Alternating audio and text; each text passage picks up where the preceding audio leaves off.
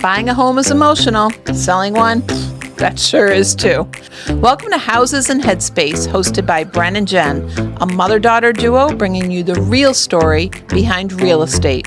Brenda's the realtor, Jen's the psychologist, and together we break down the mindset, the market, and all the stuff involved in life's biggest decision and moves. Because real estate is never just business. It's personal. Well, hi there. Welcome to episode 5, where we are going to talk about multi-generational living. I know, very stimulating topic, right? Very stimulating. I'm going to be a dork, and we're going to start with some stats. Oh, boy. Yay. So the classic definition of multi-generational is 3 or more generations. Okay, so 3 or more generations living together. 4 would be a lot. Well, 4 would be a lot, and I'm wondering, like, at what age did you start reproducing that you've got 4 generations? Child bride. Can you imagine? That'd be you, me and Dad, Nanny and Papa, and like Mimi and Grandpa. Yeah. Wow. Okay. Yeah. So I just named off all kinds of people that our listeners have no clue, but you get the idea of 4 generations. It's a good thing we're not going by the classic definition. Right. So the expanded or the real estate definition is 2 or more adult generations sharing a home. 2 or more adult generations. Okay. So it could be that I'm going to call it classic family, but now the kids are older, they're adults, they haven't moved out. Okay. And in my mind, I'm going to expand it one more layer. I'm going to say it's like that post-college age. Okay. Because during that 18 to 22, if the child decides to chooses to go to college, they're still going to be popping in and out of the household. That, in my mind, doesn't count. Yeah. So it's that conscious decision afterwards that you're all going to be living together. Okay. Now, you don't know this answer. Okay. What percentage of households are the real estate definitions of multi-generational? I'm going to guess 18%. Ooh, look at you, smarty. Really? 15 to 25% of households. Oh, look at that. Now, I was pretty impressed. At first, my knee-jerk reaction to that was, oh, that seems high. But then I really started thinking about my clients, and especially my clients of the past few years, where we've already talked about what's really driving sellers. It's sellers in that, like, I'm going to call it the last chapter of life, who are the ones that are putting their homes on the market now. Mm-hmm. Yeah, so that does make more sense to me, because I have, in hindsight, been and am currently working with a lot of people in that multi-generational, with that the generational label. Yeah. So anyway, can you guess what drives some of that decision to combine? I'm going to say combine households. Okay. Before the one generation even got a household.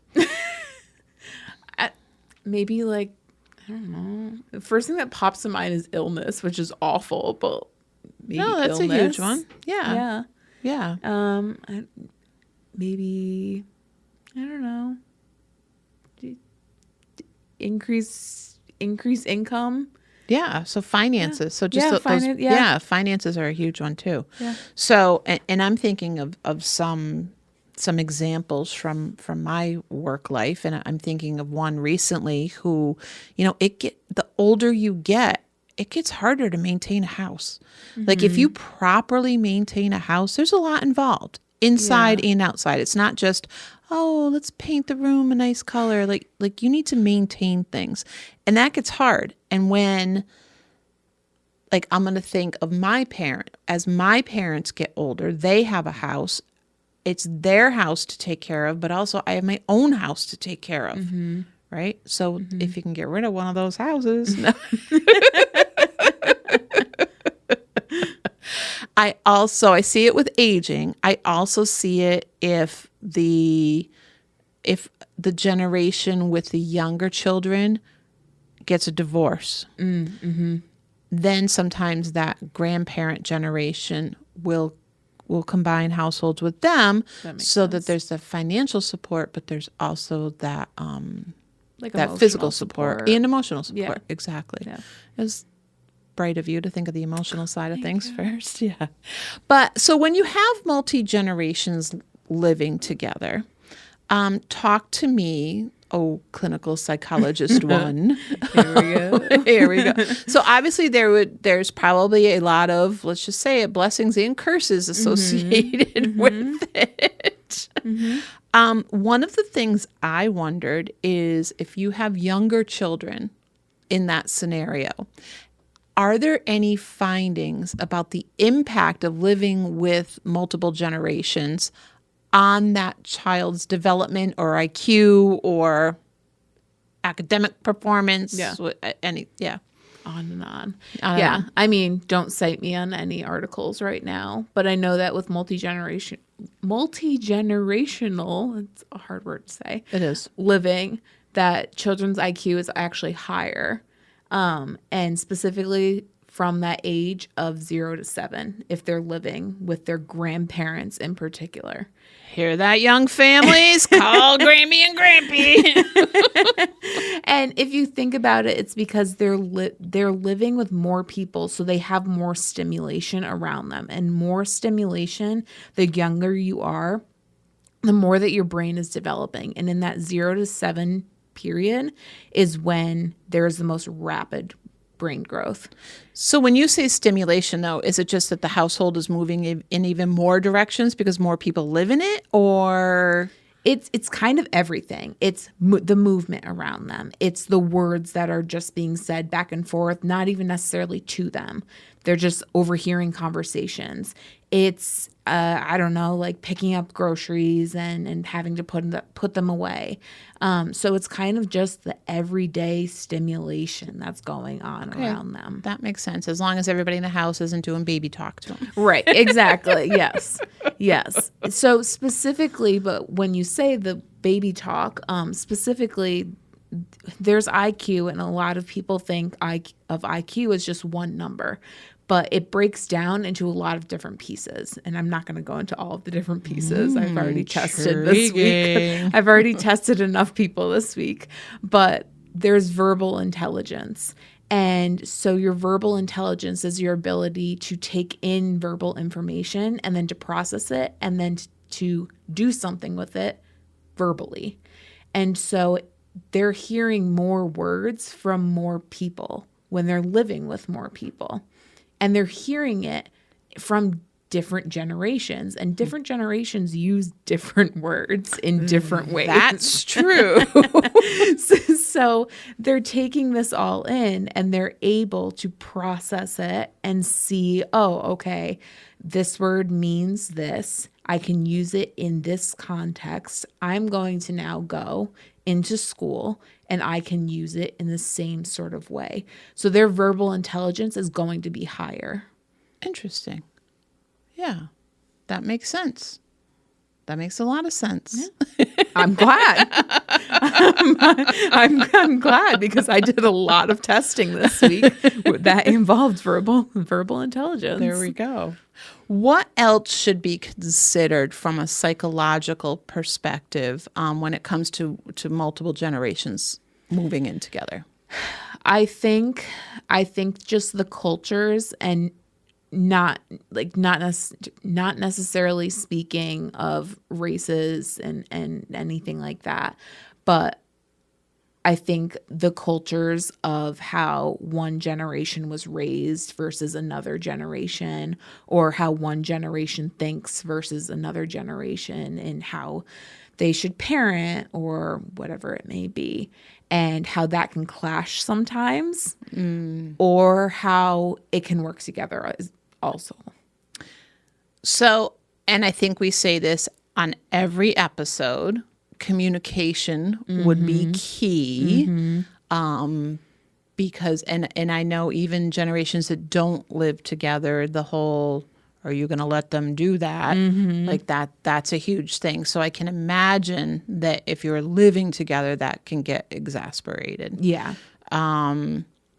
So boundaries must be really important. It's really, really important. And I've worked with a lot of clients who have actually lived with their grandparents. So let's say, little Johnny. I always use little Johnny as my example. I love but little Johnny is living with his two parents and then his grandparents as well.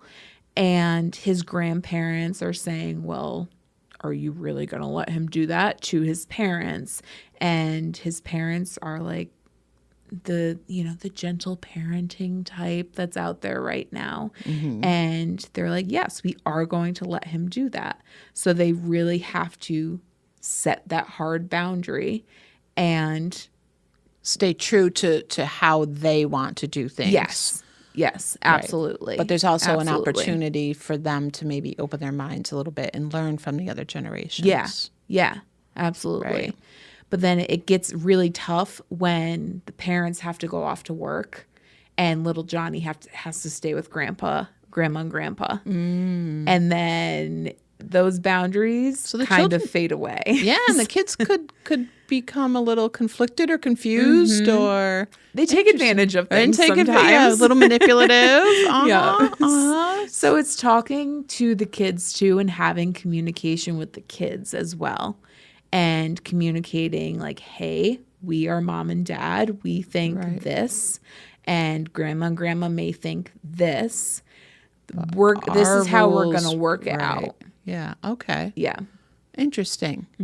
So with that, I think of like getting down to really the basics of what does it look like. And from a property perspective, it can take on a few different looks, which then I think would spill over into maybe how much those things that you were talking about really, really are impacted in daily life. Yeah. What the heck am I talking about? So like if you have a single family home, but it has maybe you're going to take a dining room and convert that to Grammy's room, or there's a first floor primary bedroom that then is going to become Grammy and Grampy's space. Because I think it's really important too that everybody has their own space. Yes. Everyone needs a space to go and to unwind. Right. And to just be themselves. Be them. Right. Yeah. Right. So in the single family home, again, you could have an in-law apartment that's attached. You get That'd your be own ideal. Space. That would really be right? ideal. Right. And then of course we have options with multifamilies. Like you could have one property, but two separate yet connected units, where this is where mom and dad and little Johnny live. Little Johnny. But then Grammy and Grampy live either next door or upstairs, to that. Another ideal situation. Yeah. Related to the whole multi-generational living thing too, I don't think it officially quantifies as multi-generational, but I think the concepts are there. Whereas you have people maybe a generation that lived out of state and they're coming back and they just want they want shelter nearby, right? Okay. So, well then, and I'm thinking of growing up. Like when I grew up, I had a grandparent. My grandparents were in California. They were very far away, but when they got older, they moved here. They moved closer. They were 15 minutes away. Okay. So there was more of that multi-generational interaction on a daily basis rather than just the 2 weeks a year that we saw them. Okay. So kind of an impact that way. Yeah. Yeah. So I think that it influences relationships. It definitely does. Again, for the positive or the negative. Well, I think of you and Kelly. If we have not introduced Kelly, Kelly is Dr. Jennifer's younger sister. Kelly's my sister. Yeah. She's currently 30 miles out to sea living on Nantucket. So that's Kelly. That's Kelly. That's the only thing that identifies Kelly. No, come on. Okay. Anyway, you and Kelly had what I'm going to call the luxury of growing up in the very same neighborhood that my parents live in. Yes. They live 13 houses down from us. Right. And I look at the relationship you guys developed at a very early age compared to, I love my grandparents, but we had very, very different relationships. One was 5 hours away and one was on the other side of the country. Yeah. And then meanwhile, Kelly and I, it was bike rides over there multiple times a week. Or, I mean, even now, I go over there every single Thursday and I have dinner with them and we play cards, and it's nice for you to have your own thing Yeah. with them. And I noticed that at a very early age, that it was, we bring you over, you guys have your own little thing with them. Yeah. Yeah. We had our sleepovers, and we still talk about everything that we have with them that is our own thing, like the Mickey Mouse pancakes. Yep. That is our thing. That's your thing. We are the only ones who get the Mickey Mouse pancakes because that stemmed from our sleepovers 13 houses down the road. Yeah. I love that. I love that. Yeah. I think another, again, related, but not necessarily the official definition, falls into, like, I'm going to call it transitional properties. So the all of the generations realize we cannot keep up with two houses. Like, Mom, you gotta move. So they move that elder generation into like a condo. Okay. Yeah. Yeah, so then I don't have to go over and rake their lawn because they're in a condo. They don't have a lawn. And if they did, they don't own it. Right. Right. Yeah. But yeah, interesting.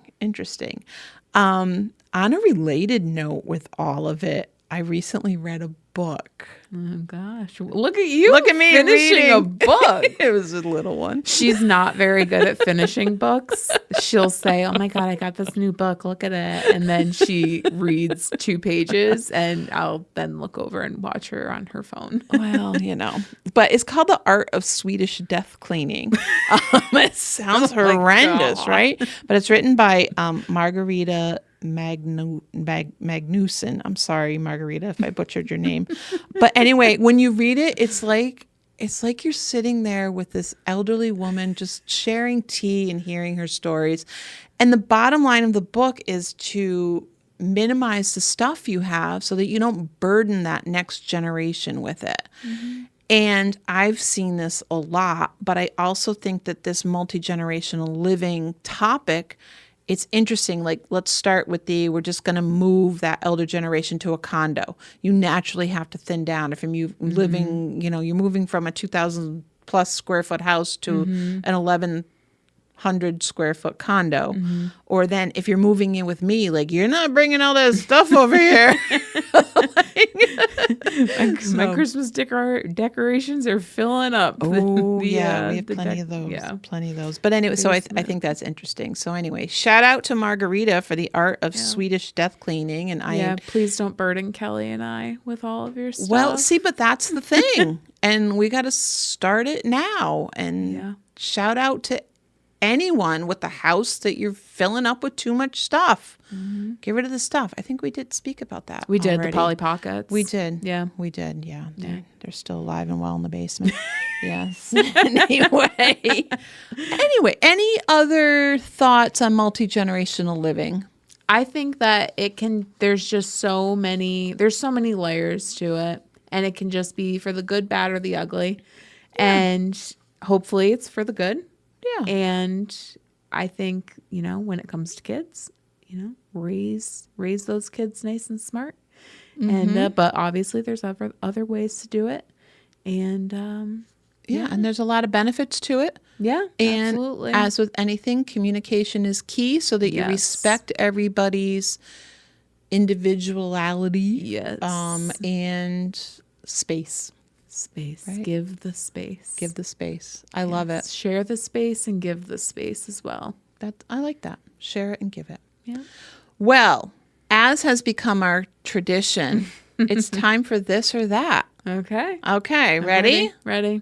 Okay. Group chat or one-on-one text? One-on-one.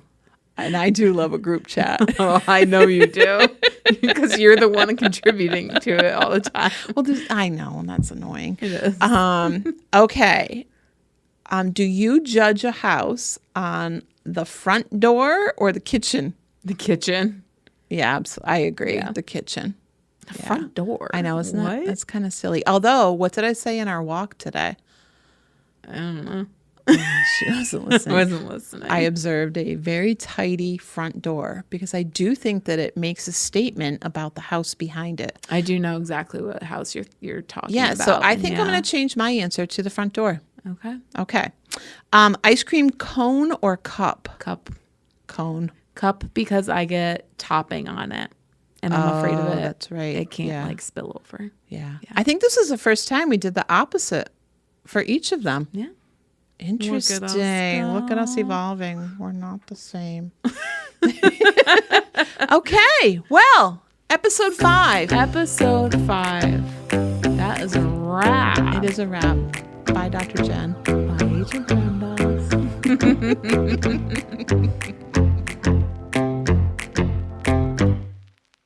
Quick disclaimer before you go. This podcast is for entertainment and general information only.